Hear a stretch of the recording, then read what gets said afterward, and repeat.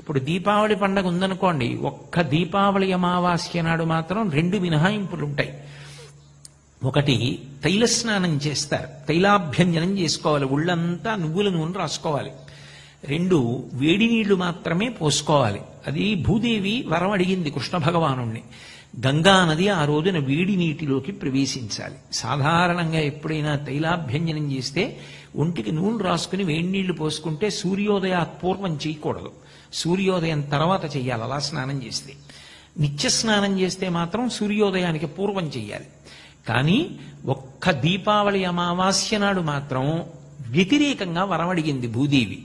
సూర్యోదయానికి పూర్వం ఎవరైతే వేడి నీళ్లు స్నానం చేసి ఒంటికి నూనె రాసుకుంటారో వాళ్ళకి అలక్ష్మి పరిహారం అవ్వాలి. తైలే గంగా జలే లక్ష్మి అని. ఆ తైలంలోకి లక్ష్మీదేవి, తైలే లక్ష్మి జలే గంగా అని తైలంలోకి లక్ష్మీదేవి ప్రవేశిస్తుంది. అది అలదుకుంటే అలక్ష్మి పరిహారం అవుతుంది. నీటిలోకి గంగమ్మ ప్రవేశిస్తుంది. ఎప్పుడు నేను చెప్పింది సూర్యోదయాత్పూర్వం, కనీసం అరుణ కాలంలో, ఎర్రగా ప్రకాశిస్తున్న కాలంలో. అప్పుడు తలస్నానం చేస్తే వేడినీళ్లు గంగా స్నానం చేసినటువంటి ఫలితాన్ని పొందుతాడు. ఆ సమయంలో మట్టి అంటుకుని వేళ్లకి ఉన్నటువంటి ఉత్తరేణి చెట్టు తీసుకొచ్చి తన చుట్టూ తాను తిప్పుకుంటాడు. శీతలోష్ట సమాయుక్త సకంటక దళాన్విత అని ఒక శ్లోకం.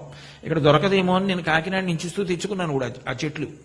రేపు దీపావళికి స్నానం చేసేటప్పుడు ఉపయోగించాలి. తీరా హైదరాబాద్ వెళ్ళి ఎక్కడ దొరుకుతాయంటే ఎక్కడ తెచ్చుకోను. అందుకని కాకినాడ నుంచి తెచ్చుకున్నాను ఆ చెట్లు. అందుకని ఆ చెట్టు చుట్టూ తిప్పుకుని 3 పర్యాయాలు అప్పుడు స్నానం చేస్తారు. యమధర్మరాజుకి తర్పణ ఇవ్వాలి. ప్రత్యేకంగా కొన్ని నామాలున్నాయి. ఆ నామాలు చెప్పి దీపావళి అమావాస్య నాడు ఒక్కరోజు మాత్రం తర్పణ ఇస్తారు యమధర్మరాజు గారికి.